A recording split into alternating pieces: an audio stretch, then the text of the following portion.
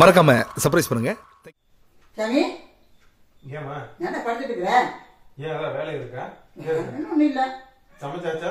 இன்னும் மத்தியானம் தானே சமைக்கணும். ஏதோ போய் சமைச்சா கிடக்குது. நீ ஏன் டல்லா இருக்கிற? 2-3 நாளாக டல்லா தான் இருக்கிற. அதுதான் முந்த நேரத்துக்கு கூட நீ வீடியோ போடல. சரி கேட்கலான்ட்டு இருந்தேன். அது ஒண்ணு இல்ல, ஒரு மாதிரி டயர்டா இருக்கு. 2-3 நாளாக ஒரு மாதிரி ரொம்ப டயர்டா இருக்குமா. டயர்டா இருக்குதா? இப்ப நான் கேட்கறதுக்கெல்லாம் பதில் சொல்லு. என்னது? இருமல் சளி இருக்கா? இருமல் சரியா? இல்ல.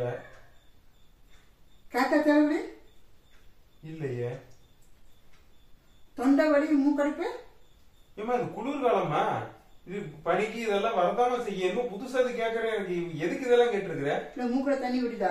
அது எனக்கு தான் சொல்றேன். இது குளிர்காலம் தாமா, இதெல்லாம் நார்மலாக வரதாமா. இதையாம புதுசா கேட்டிருக்கிற? இல்லம்மா, இது HMPV வைரஸ் கிருமி என்னமோ சொல்றாங்க. அது என்னமோ நினைச்சேன். நீ ஆரம்பிச்சிட்டியா?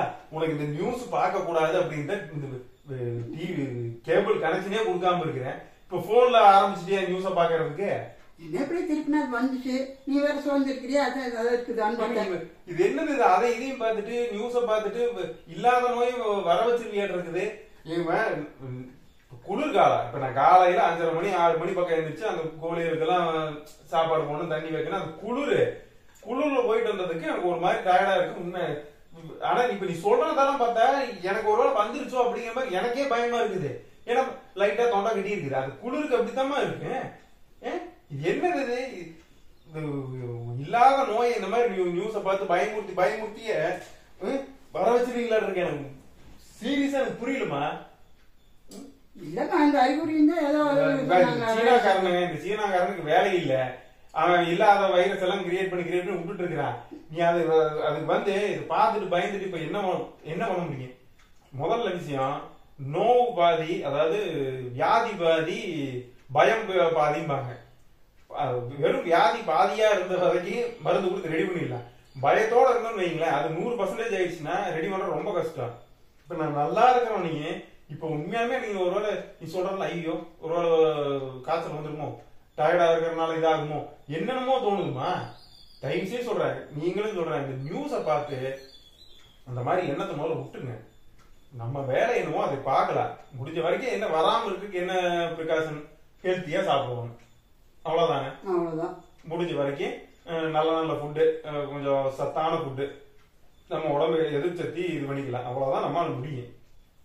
இது வந்து வந்துச்சுன்னா ஏன் வந்துச்சுன்னு கேட்க முடியாது, போனா ஏன் போச்சுன்னு கேட்க முடியாது.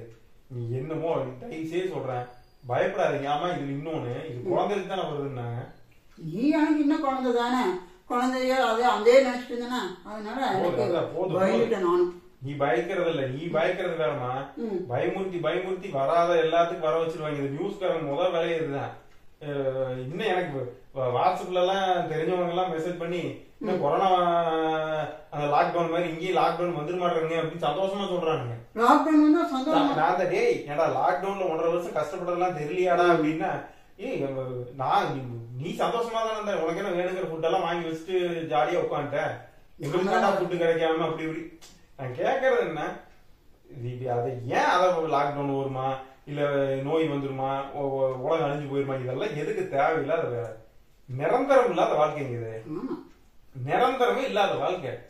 அடுத்த செகண்ட் என்ன நடக்குன்னு நமக்கு தெரியாது. இருக்கிற வரைக்கும் நிம்மதியா சந்தோஷமா இருந்துட்டு போகலாம். அடுத்தவங்களை மனசை கஷ்டப்படுத்த கூடாது, சந்தோஷமா இருந்துட்டு போகணும். சொல்றேன், இப்ப நான் எந்திரிக்கும் போது இந்த மண்டல் முட்டி ஆள் போனதான், கால் வலிக்குட்டி கீழே விழுந்து போனதான். வாழ்க்கை நிரந்தரம் இல்லை. இதை புரிஞ்சவன் சத்தியமா வாழ்க்கையில வந்து ஒரு அடுத்த ஜெனரேஷனுக்கும் நல்ல விஷயம் சொல்லி தருவான். புரியாதவன் இந்த சீர்கெட்டு போற ஜெனரேஷனோட அவனும் சேர்ந்து அழிஞ்சு நாசமா தான் போவான். சோ உங்களுக்கு சொல்றதுதான், பயப்படாதீங்க, அதை பத்தி பயப்படாதீங்க. முடிஞ்ச வரைக்கும் குழந்தை எல்லாத்துக்கும் நல்ல ஃபுட்டு கொடுங்க, அவங்கள பயமுறுத்தாதீங்க. இது எதுவுமே இல்லை அப்படிங்கிற மாதிரி உங்க வாழ்க்கையை பாருங்க. வேணா செய்யறதுக்கு நிறைய வேலை இருக்கு. இதையெல்லாம் நினைச்சு பயந்துட்டுலாம் இருக்க முடியாது. போமா, நான் போய் அவனுக்கு அதுக்கெல்லாம் சாப்பாடு போடணும், நீயும் போய் சமைக்கிற வேலைக்கு பாரு. சரிப்பா.